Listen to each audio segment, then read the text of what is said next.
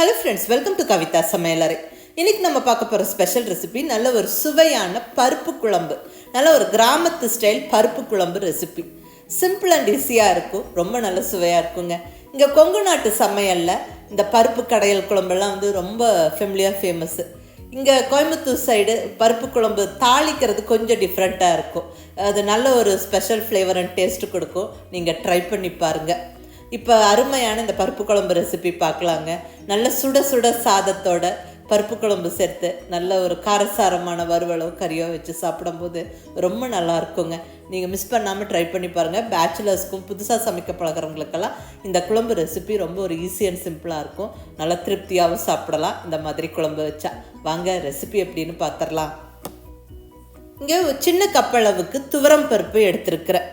இது கிட்டத்தட்ட ஒரு 75 கிராம் இருக்குங்க. இந்த அளவுக்கு நம்ம பருப்பு சேர்த்து குழம்பு வைக்கும்போதே தாராளமாக ஒரு 4 பேர் அளவுக்கு சாப்பிடலாம். இப்போ இதை நல்ல ஒரு 2 வாட்டி கழுவிட்டு குக்கரில் சேர்த்தாச்சு. இப்போ இதில் ஒரு 2 தக்காளி நல்ல பெரிய பெரிய பீசஸாகவே கட் பண்ணி போட்டுடலாம். அடுத்தது முழுசாக பூண்டு ஒரு 5 பல் பூண்டு சேர்த்துக்கிறேன். இதனால் கொஞ்சம் பெரிய சைஸ் பூண்டு தான், அதனால் 5 எடுத்துருக்கிறேன். சின்னதுன்னா இன்னும் 2-3 சேர்த்து எடுத்துக்கோங்க. பூண்டு பருப்பு குழம்புல சேர்க்கும்போது நல்லாயிருக்கும். அடுத்ததான் மிளகாய். இங்கே நல்ல பெரிய சைஸ் மிளகாய், நல்ல காரமான மிளகாய் 3 எடுத்துருக்கிறேன். இதுக்கு காரத்துக்கு நம்ம பச்சை மிளகாய் மட்டும்தான் யூஸ் பண்ணுறோம். தாளிக்கும் போது ஒரு 2 மிளகாய் சேர்ப்போம். ஸோ இப்போ குக்கரில் வேக வைக்கும்போது 3 மிளகாய் சேர்த்துக்கிறேன். நீங்கள் உங்களுடைய டேஸ்ட்டுக்கு தகுந்த மாதிரி மிளகாய் சேர்த்துக்கோங்க. அடுத்ததாக கொஞ்சமாக ஒரு டீஸ்பூன் ஆயில் சேர்த்துக்கிட்டு கூடவே ஒரு 1/4 டீஸ்பூன் மஞ்சள் பொடி சேர்த்து தேவையான அளவு தண்ணி விட்டுக்கலாம். ஒரு 3 கப்பு தண்ணி விட்டுறலாங்க.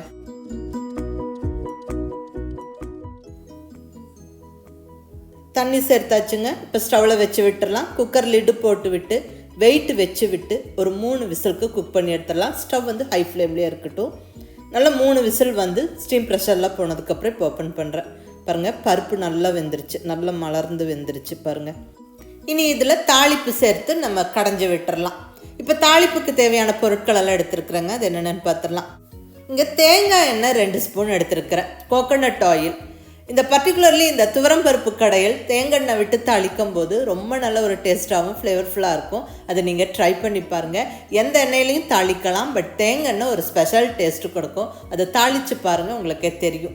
அடுத்ததாக 1 ஸ்பூன் அளவுக்கு சீரகம், 1 டீஸ்பூன் வர கொத்தமல்லியை 1-2 இடித்து வச்சுருக்கிறேன். இங்கே கொங்கு நாட்டு சமையலில் இந்த கடையல் குழம்பெல்லாம் தாளிக்கும் போது இந்த மாதிரி சீரகமும் கொத்தமல்லியும் சேர்த்து தாங்க தாளிப்போம். அது ரொம்ப நல்ல ஒரு டேஸ்ட்டு கொடுக்கும், ரொம்ப நல்ல வாசனையாகவும் இருக்கும், நல்லதும் கூட. அதுவும் நீங்கள் மிஸ் பண்ணாமல் ட்ரை பண்ணி பாருங்கள். கடுகு உளுந்தம்பருப்பு சேர்க்காமல் நல்ல இந்த மாதிரி சீரகம் கொத்தமல்லி சேர்த்து தாளிங்க. அடுத்தது நல்ல சின்ன வெங்காயம் ஒரு 10 சின்ன வெங்காயத்தை பொடியாக நறுக்கி வச்சாச்சு.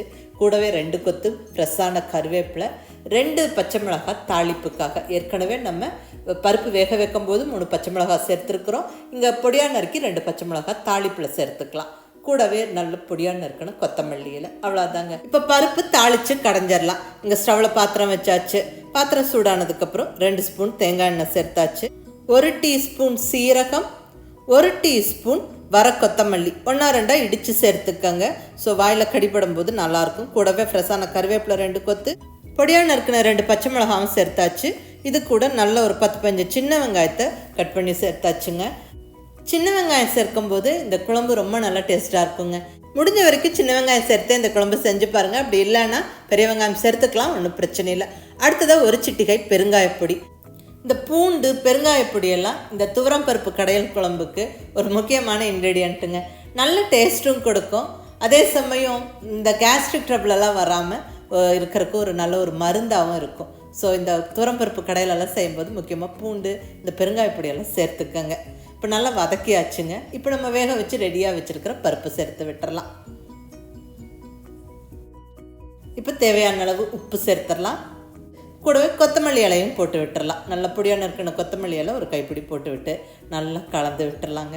அவ்வளோதான், எல்லாமே சேர்த்தாச்சு. நம்ம இனி லிட்டை போட்டு மூடி வச்சு நல்லா ஒரு 2 நிமிஷம் கொதிக்க விட்டுருவோம்.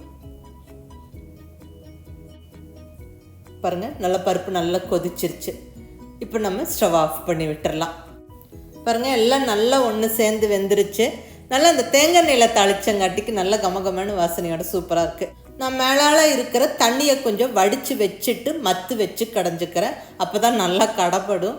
இதே நீங்கள் மேஷரில் கடையிறதா இருந்தால் தண்ணி வடிக்க வேண்டாம், அப்படியே நம்ம கடைஞ்சி விட்டுறலாம். எலக்ட்ரிக் மேஷரில் கடையிறதா இருந்தால் அது ஈஸியாக கடைஞ்சிரும். அதே மாதிரி ரொம்ப பேஸ்ட் மாதிரி கடைஞ்சி விடாதீங்க. கொஞ்சம் அந்த வெங்காயம் தக்காளியெல்லாம் கொஞ்சம் அங்கங்கே இருக்கணும். அப்போ தான் நம்மளுக்கு சாதத்தோடு கலந்து சாப்பிடும்போது நல்லா இருக்குங்க. இப்போ நல்லா கடைஞ்சாச்சு பாருங்கள், இந்த மாதிரி கடைஞ்சாச்சு. இப்போ வடித்து வச்ச தண்ணியும் உள்ளே சேர்த்துருங்க. அவ்வளோதாங்க, சுவையான பருப்பு கடையல் குழம்பு ஜம்முன்னு ரெடி ஆயிடுச்சு. இது நல்ல ஒரு கிராமத்து ஸ்டைல் ரெசிபி இது. அதுவும் அந்த பர்டிகுலர்லி அந்த தாளிப்பு, அந்த தேங்காய் நம்ம அந்த சீரகம் கொத்தமல்லி சேர்த்து தாளித்தது ரொம்ப நல்ல ஒரு அடிஷ்னல் ஃப்ளேவரும் டேஸ்ட்டும் இந்த குழம்புக்கு கொடுக்கும். அதை நீங்கள் மிஸ் பண்ணாமல் ட்ரை பண்ணி பாருங்கள். நல்ல சுட சுட சாதத்தோட இந்த பருப்பு குழம்பு சேர்த்து சாப்பிடும்போது ரொம்ப நல்லாயிருக்கும். வேணுங்கிறவங்க மேலால் கொஞ்சம் நெய் விட்டுக்கலாம். இதுக்கு நல்ல கொஞ்சம் காரசாரமான பொரியலோ இல்லை நல்ல ஒரு வறுவலெல்லாம் வச்சு சாப்பிடும்போது ரொம்ப ரொம்ப நல்லாயிருக்குங்க. நான் இன்றைக்கி காலிஃப்ளவரும் உருளைக்கிழங்கும் சேர்த்து செய்கிற காரக்கறியை இந்த பருப்பு குழம்புக்கு தொட்டுக்க செஞ்சேன். ரொம்ப ஒரு சிம்பிளான ரெசிபிங்க. டக்குன்னு ஒரு 10 நிமிஷத்தில் செஞ்சிடலாம். புதுசாக சமைக்க பழகிறவங்க கூட ஈஸியாக செஞ்சிடலாம். ரொம்ப நல்ல சுவையாக இருக்கும். மிஸ் பண்ணாமல் ட்ரை பண்ணி பாருங்கள். ட்ரை பண்ணி பார்த்துட்டு எப்படி இருந்ததுன்னு உங்கள் ஃபீட்பேக் சொல்லுங்கள். பிடிச்சிருந்தா லைக் பண்ணி, ஷேர் பண்ணி, கமெண்ட் பண்ணுங்கள். கவிதா சமையலரை சப்ஸ்கிரைப் பண்ணி என்னுடைய மற்ற ரெசிபிஸும் வீடியோஸும் பாருங்கள். தேங்க்யூ.